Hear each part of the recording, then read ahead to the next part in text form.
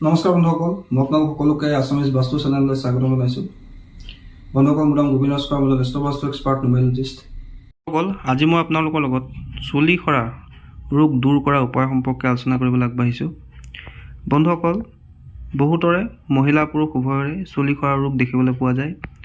বন্ধুসকল, এই চুলি সৰা ৰোগ বিভিন্ন কাৰণে হয়। কেতিয়াবা বিশেষকৈ ভিটামিনৰ অভাৱত, বা কেতিয়াবা চুলিৰ ভালকৈ যতন নোলোৱাৰ কাৰণে, বা কেতিয়াবা জেনেটিক্স কাৰণৰ কাৰণেও এই চুলি সৰা বৃদ্ধি পোৱা দেখিবলৈ পোৱা যায়। বন্ধুসকল, এই চুলি সৰা ৰোগ দূৰ কৰা বিভিন্ন ধৰণৰ ব্যৱস্থা আছে। ডক্টৰৰ বিভিন্ন মেডিচিন আছে বা ঔষধ আছে, যাৰ জৰিয়তে এই চুলি সৰা ৰোগ দূৰ কৰিব পাৰি।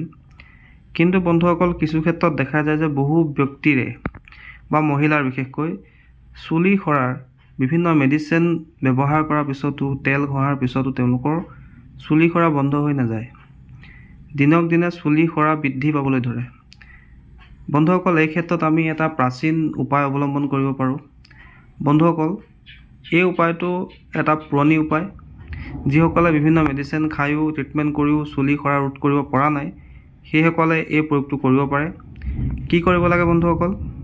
পোনপ্ৰথমে আপোনালোকে কোনো চিচাৰ বটল এটা গোটাই ল'ব লাগে, আৰু সেই চিচাৰৰ বটলত তিলৰ তেল আৰু কৰ্পূৰ, সাধাৰণতে কৰ্পূৰ, জ্বলোৱা কৰ্পূৰ, যিটো পূজাত ব্যৱহাৰ কৰা হয়, বগা বগা ধৰণৰ, তেনেধৰণৰ কৰ্পূৰ ব্যৱহাৰ কৰিব লাগে।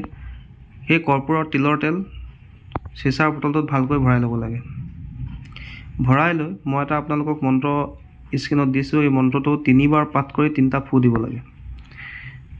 তাৰপিছতে সেই তেল প্ৰতিদিনে মূৰত সানিব লাগে, আৰু মূৰত সানোতেও প্ৰত্যেক দিনে এই মন্ত্ৰটো 3 বাৰ ক'ব লাগে। এনে কৰিলে চুলি সৰাৰ যি ৰোগ, সি লাহে লাহে নাইকিয়া হৈ যায়। বন্ধুসকল, এটা প্ৰাচীন আৰু পৰীক্ষিত উপায়। যিসকলে বিভিন্ন মেডিচিন খায়, ভিটামিন খায়, বিভিন্ন ট্ৰিটমেণ্ট কৰিও চুলি সৰা ৰোগ ভাল কৰিব পৰা নাই, সেই ক্ষেত্ৰত তেওঁলোকে এই প্ৰয়োগটো কৰিব লাগে। বন্ধুসকল, মই আপোনালোকক স্ক্ৰীণত মন্ত্ৰটো দি দিছোঁ। মন্ত্ৰটো হৈছে ওম হ্ৰিং ক্ৰিং স্নাং প্ৰাং বাস্ত অশ্বান্তি ব্ৰংগাস্নক মুচেৰ চুল বাঘেৰ চুল মাটিৰ গন্ধ মাটিৰ স্ন ৰক্ত চুল গোচেৰ চুক্তি সমূহিত সুকজা এই তেলৰ মধ্যে চুল পৰা ৰোগ যোগ নষ্ট হৈ যা পৰ্বতে কাঠিমুনিৰ দোহাই লাগিলো এই তেল কাৰ আজ্ঞাই ভদ্ৰকালী আজ্ঞাই। বন্ধুসকল, মন্ত্ৰটো আকৌ এবাৰ শুনি লওক। ওম হ্ৰিং ক্ৰিং স্নাং প্ৰাংগবাস্ত অশ্বান্তি ব্ৰংগাস্নক মুচেৰ চুল বাঘেৰ চুল মাটিৰ গন্ধ মাটিৰ উষ্ণ ৰক্ত চুল গোচেৰ চুক্তি সমূহিত সুকজা এই তেলৰ মধ্যে চুল পৰা ৰোগ যোগ নষ্ট হৈ যা পৰ্বতে কাঠিমুনিৰ দোহাই লাগিলো এই তেল কাৰ আজ্ঞাই ভদ্ৰকালীৰ আজ্ঞাই। বন্ধুসকল, তাৰোপৰি আপোনালোকে এই প্ৰয়োগটো কৰাৰ উপৰি চুলি সৰা ৰোধ কৰিবৰ কাৰণে এঞ্জেল নাম্বাৰ সহায় ল'ব পাৰে। যিসকল ব্যক্তি খুব চুলি সৰি থাকে, তেওঁলোকে এই এঞ্জেল নাম্বাৰ ব্যৱহাৰ কৰিব পাৰে। এঞ্জেল নাম্বাৰটো হৈছে 5,484,21। বন্ধুসকল, যিসকলৰ বেছিকৈ চুলি সৰি থাকে, তেওঁলোকে এই এঞ্জেল নাম্বাৰটো ব্যৱহাৰ কৰিব পাৰে। কেনেকৈ কৰিব লাগে? তেওঁলোকে নিজৰ হাতত, বাওঁ হাতত সদায় লিখিব লাগে, বা মনে মনে তেওঁলোকে এঞ্জেল নাম্বাৰটো জপ কৰিবও পাৰে। তাৰোপৰি তেওঁলোকে এই এঞ্জেল নাম্বাৰটো তেওঁলোকে যিটো তেলৰ মূৰত ঘঁহে, সেই তেলৰ বটলটোৰ ওপৰতো লিখি ল'ব পাৰে, বা যিটো বটলত পানী খায় সেই পানী বটলটোৰ ওপৰতো লিখি ল'ব পাৰে, বা তেওঁলোকে এই এঞ্জেল নাম্বাৰটো মনে মনে জপ কৰিব পাৰে।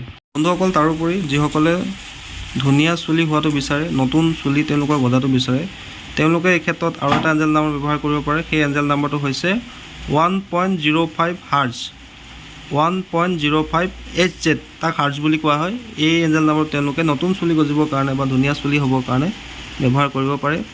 বন্ধুসকল, এই এঞ্জেল নাম্বাৰটো ইটো এঞ্জেল নাম্বাৰৰ নিচিনাকৈ তেওঁলোকে নিজৰ হাতত লিখিব পাৰে, বা পানী খোৱা বটলত লিখিব পাৰে, বা যি তেল তেওঁলোকৰ মূৰত লগায় সেই তেলৰ বটলৰ ওপৰত লিখিব লাগে, বা তেওঁলোকে মনে মনে জপ কৰিব পাৰে। বন্ধুসকল, আশা কৰিছোঁ আজি আপোনালোকে এই চুলি সৰা ৰোগ দূৰ কৰা উপায় সম্পৰ্কে জানি ভাল লাগিলে। যদি ভাল লাগিলে অনুগ্ৰহ কৰি ভিডিঅ'টো লাইক কৰি দিব, কমেণ্ট কৰিব, আৰু মোৰ চেনেলটো ছাবস্ক্ৰাইব কৰিব। ধন্যবাদ।